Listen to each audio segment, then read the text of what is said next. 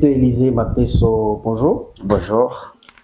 Vous êtes internationaliste et enseignant à l'université officielle de Rwenzori. Vous avez suivi le chef de l'État lors de l'arrivée du président suisse. Dans un point de presse, le chef de l'État, Antoine Félix Tshisekedi Tshilombo, a bien dit que lui ne peut pas, en tout cas, négocier avec le M23.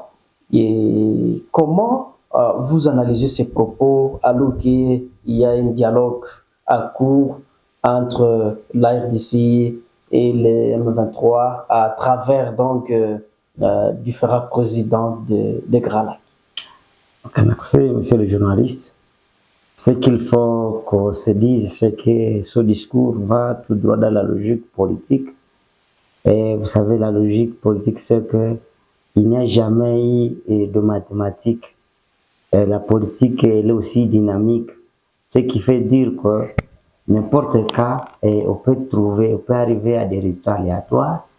On peut aussi arriver à des résultats qui ont été bien calculés, peu importe le manœuvre qui ont été montés par les uns et les autres. Mais à un moment donné, il faut dire qu'il y a encore de graves problèmes. Si du côté de la RDC pour le président, c'est ça la démarche qui a été prise et qu'ils connaissent les calculs ou le résultat auquel ils s'attendent, alors nous leur félicitons. Mais l'aspect négatif, c'est quoi?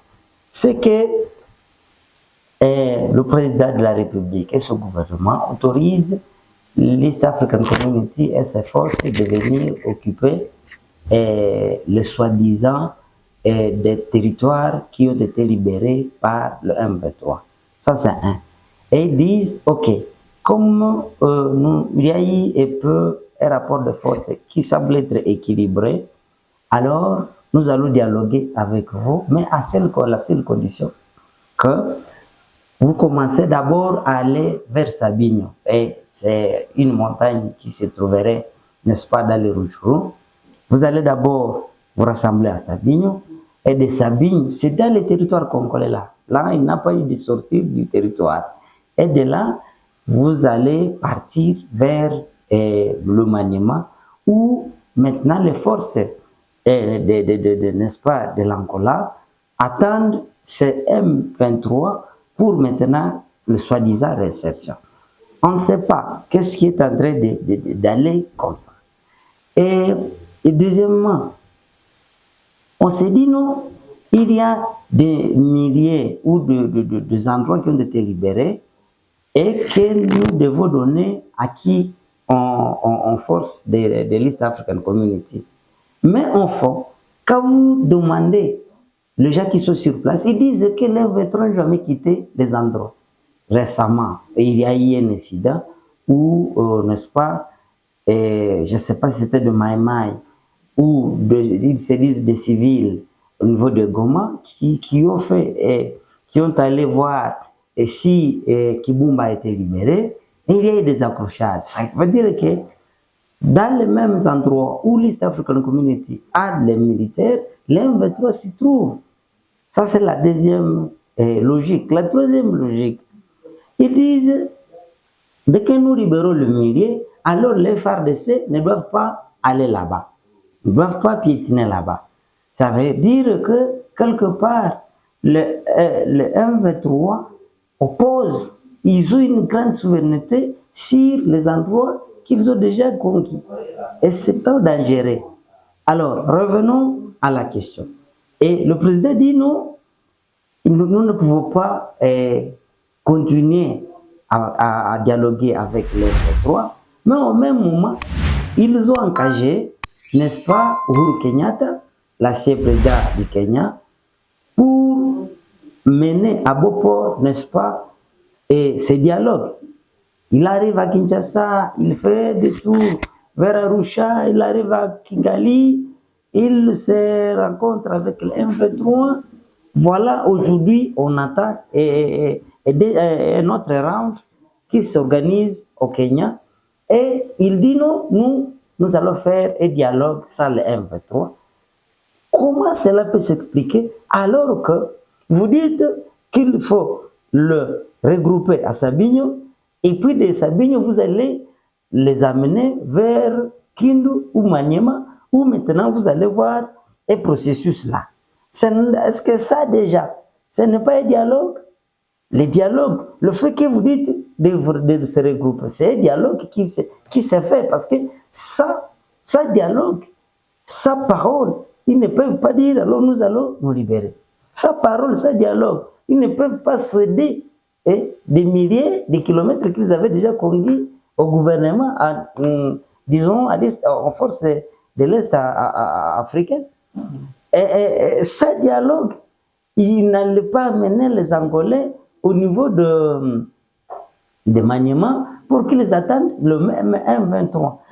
Et c'est là qui fait qu'il y a une sorte d'imbroglio qu'on ne peut pas comprendre, mais la logique est telle que si il avait la force, le gouvernement, je l'estime bien, au lieu de chaque fois faire des déclarations qui sont un peu hasardeuses, à mon humble avis, parce que, je l'ai dit hasardeuses, parce que à la même minute, Bertrand Bisimwa a fait sortir lui-même un communiqué, et c'est une déclaration selon laquelle, si tel est le cas, la position du gouvernement avec le président, alors nous aussi, et le cantonnement à Sabinho ou le désarmement, ça ne nous concerne pas. Ça veut dire qu'on revient encore à la case de départ. Alors, où est-ce qu'on va arriver? Alors, à ce niveau-là, je me dis, est-ce que le gouvernement s'est déjà préparé pour que, de manière définitive, il fasse alors un dernier un assaut sur le M23 ou sur Rutshuru pour qu'il libère cela? Encore faut-il savoir, le gouvernement a-t-il de manœuvre jusqu'aujourd'hui? Le fait qu'on a déjà permis à ce que les forces de l'Est viennent rester dans ces différents milliers, est-ce que le gouvernement a la possibilité maintenant de faire la guerre dans ces endroits alors qu'il y a des militaires étrangers? Donc voilà autant de questions qu'il faut encore bien analyser, bien étudier pour que la déclaration du président puisse être bien comprise. Mais en fond, il y a ce que nous appelons les négociations officielles et les négociations officieuses. On peut dire ici A, alors qu'à côté, au dit B. Alors, nous qui sommes la population, nous sommes victimes de jeux comme ça, de la politicaille. À un moment donné, vous ne dites pas la vraie réalité à la population, alors que la réalité en est une autre. Ça se passe parfois pour des experts en politique, et c'est trop dangereux pour la population, où nous pensons qu'il y a une évolution dans ce sens, alors qu'ailleurs, c'est ici. Alors c'est pourquoi je me dis, le gouvernement congolais doit être vraiment trop strict. Si telle est la position, d'ailleurs moi, parfois dans mes interventions précédentes, je l'ai toujours dit, la solution qu'il faut privilégier entre le M23 et le gouvernement, c'est l'option militaire. En tout cas, je n'ai jamais vu d'autres analystes qui disent qu'il faut négocier, à moins qu'ils aient aussi d'autres intérêts particuliers, mais moi je l'estime qu'il faut faire la guerre contre le M23 et déloger. Mais du moment qu'ils ont déjà encore amené des forces d'interposition dans la zone, c'est là que le bas blesse. Faire la guerre, comment contre le M23, bien contre les forces de l'East African Community. Alors, s'ils veulent faire la guerre, qu'ils décident que les forces de l'Est, de la communauté de l'Est, puissent partir pour qu'ils laissent un beau boulevard de combat contre les rebelles. Là, ça serait encore logique. Mais aussi longtemps que nous avons amené la force de l'Est dans les mêmes zones, et nous disons en M23 de se cantonner, pour qu'à un moment donné, on les amène vers Kindu, alors là-bas, c'est déjà un dialogue. C'est déjà un dialogue. Et pour les Européens, aussi longtemps que vous avez déjà commencé les dialogues, il faut le respecter. Les conventions, parfois, doivent être respectées. C'est ce qu'il faut. Alors, aujourd'hui, il y a beaucoup encore à comprendre sur la question, messieurs les journalistes. Oui, monsieur, c'était Lisier Mateso. En tout cas, vous suivez de très près cette situation. Vous le savez très bien qu'il y a toujours des visites ici en RDC. Macron était là, même le pape, donc plusieurs personnalités du monde. Ils arrivent ici pour que la paix revienne, mais la guerre continue. Pensez-vous que vraiment les visites de différentes personnalités nous aideraient? Et ça dépend des acteurs à présence. Et si nous sommes sincères avec nous-mêmes, et si aussi les visiteurs sont aussi sincères avec eux-mêmes, cela peut amener à un dialogue constructif qui va amener la paix. Vous oubliez qu'à un moment donné, il y a eu d'abord le pape, Macron est venu, Sarkozy est venu, et maintenant Suisse, et le président suisse est à Kinshasa. C'est encore une sorte de balai diplomatique où tout le monde veut venir au niveau de là. Ah, mais on sent que ça n'a pas encore, ça n'a pas bougé les lignes dans l'évolution. On peut encore ajouter, n'est-ce pas, les visites de Kenyatta. On peut encore voir les différentes rencontres au sein de la CIRGL, au sein de l'East African Community. On peut aussi voir les différentes déclarations du président et dans différents sommets auxquels il a participé. Mais on trouve que c'est comme si il n'a pas écouté. D'un côté, il n'a pas écouté par ses interlocuteurs. Et c'est là qu'il faudrait que le président encore prenne d'autres dispositions qui lui permettent exactement de dire, alors, je l'avais déjà déclaré que Kagame portera seul, n'est-ce pas, la croix, si une guerre se faisait sentir entre la RDC et le Rwanda. C'est avec ça maintenant qu'il fallait maintenant prendre la balle au bon pour qu'il capitalise tous ces différents discours, toutes ces différentes rencontres et surtout capitaliser le patriotisme qu'a maintenant tous les Congolais au niveau de la guerre de l'Est. Je vous dis avant, et au niveau de l'Ouest, on disait non, Zakop Nabango, c'est leur COP. Mais on sent maintenant que l'Ouest est en train de se fédérer vers l'Est. C'est encore un atout. Alors, au lieu que le président puisse capitaliser ces mouvements-là et nationalistes au niveau de tout le pays, et l'opposition est d'accord que même on fasse la guerre contre le Rwanda. Je ne sais pas ce qui traîne le pas pour qu'on fasse la guerre, mais assurez-vous que la guerre, si elle se faisait entre le Rwanda et la RDC, il y aura toujours des fissures au Rwanda. Et dès qu'il y a des fissures, des réclamations, parce qu'il y aura la guerre, même ceux-là qui soutiennent Kagame, il faut de réfléchir deux fois. Je vous dis, le Rwanda, pourquoi je dis que si on faisait la guerre contre le Rwanda, ça peut bouger? Petite superficie sur le plan de leur territoire, ok? Petite superficie, une grande démographie. Ça veut dire que si on frappait le Rwanda, il y aura quand même de dégâts. Contrairement que si on frappait ici, en tout cas, les bombes peuvent aller dans la forêt. Ça, il faut qu'on le dise comme ça. Ça, c'est deux. Trois. Et nous, à côté des FARDC, on a, n'est-ce pas, actuellement, ceux-là que vous appelez des forces réservistes. Et le Maïmaï, ainsi de suite. OK? Et le Rwanda parle à un moment donné qu'il y a aussi des FDLR, Ce qui fait que, au moins, il y a un avantage à ce niveau-là.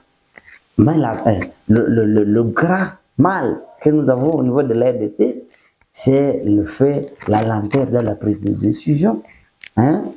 Est-ce qu'il faut faire la guerre ou pas? Et c'est ce qui nous amène à tout ça et à des déclarations. On fait des déclarations qu'on ne veut pas. Au même moment, on dit non, nous pouvons dialoguer avec ici seulement si il s'est cantonné. Hein? Deuxième élément, le grand mal aussi que nous avons au niveau, à part l'hésitation dans la prise de décision pour la guerre, il y a cette fameuse infiltration au sein de l'armée. Je ne sais pas si le gouvernement a quelle politique à ce niveau. Peut-être ils disent non, nous nous préparons. Nous allons faire la guerre avec ces infiltrés contre le Rwanda, où nous allons d'abord nous allons extirper ou purger, n'est-ce pas, l'armée de ces herbes qui ont poussé avec le bleu, ok? Et qui, à un moment donné, dès que nous serons capables de les extirper, maintenant nous devons faire une bonne guerre parce qu'il n'y aura pas ceux-là qui vont donner bout à bout la formation à l'ennemi. Je ne sais pas alors à ce niveau quelle est la politique du gouvernement, mais je ne sais pas si aujourd'hui le Congolais lambda peut vous dire qu'il n'est pas prêt qu'on fasse aussi la guerre contre le Rwanda. Et la peur, c'est que nous sommes déjà dans une guerre. Ce n'est pas à dire que nous, en faisant la guerre contre le Rwanda, vous commencez une guerre. Ce serait une étape de la guerre parce que la guerre déjà, vous l'avez déjà commencé avec l'M23. C'est l'armée rwandaise, la même armée rwandaise qu'on est en train de frapper ou qui est en train de nous frapper. C'est la même armée qui sera au Rwanda. À moins que il n'y a pas d'autres pays qui viennent en aide des côtés de la RDC ou de l'autre côté du Rwanda. Mais c'est là qu'il faut aller. Et je le dis bien, la guerre, ça fait partie. On dit que la guerre, c'est une politique par d'autres moyens. Hein? C'est une politique par d'autres moyens. Et donc, si nous faisons la guerre et que nous allons dans la logique du président qui déclare qu'il ne faudrait pas qu'on ait de dialogue, voilà, moi, c'est ce que je soutiens. Je ne sais pas si au sein de l'armée, s'ils sont aussi prêts, mais je crois qu'ils sont là pour ça, ils sont payés pour ça. Le mal, c'est que j'ai compris ce matin que parmi les FRDC, il y a des dizaines, des milliers de FRDC qui ne sont pas reconnus dans la base de données. Ça veut dire que nous avons ici le même problème qui a été connu au niveau de Bénin, où on disait qu'on avait 11 000 militaires pour essayer de faire de remettre la sécurité dans la zone de Bénin. On trouve que exactement jusqu'à Goma, il y a toujours ce même problème. Et donc il faut que le ministre de la Défense fasse encore une grande gymnastique pour essayer n'est-ce pas, d'amener un peu de l'ordre dans l'armée. Mais l'armée, semble-t-il, est vraiment maintenant désordonnée. Le service qui doit nous sécuriser est à désordre.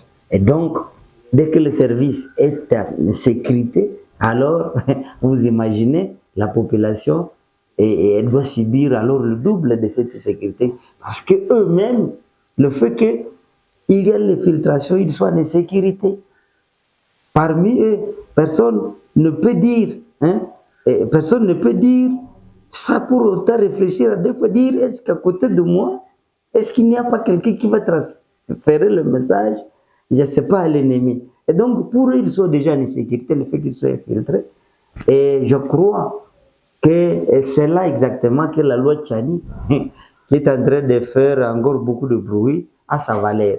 Donc, même si, exactement, il y a eu beaucoup des binationalistes, des binationalités qui ont gagné le pouvoir au niveau du pays et qui veulent conserver leur pouvoir.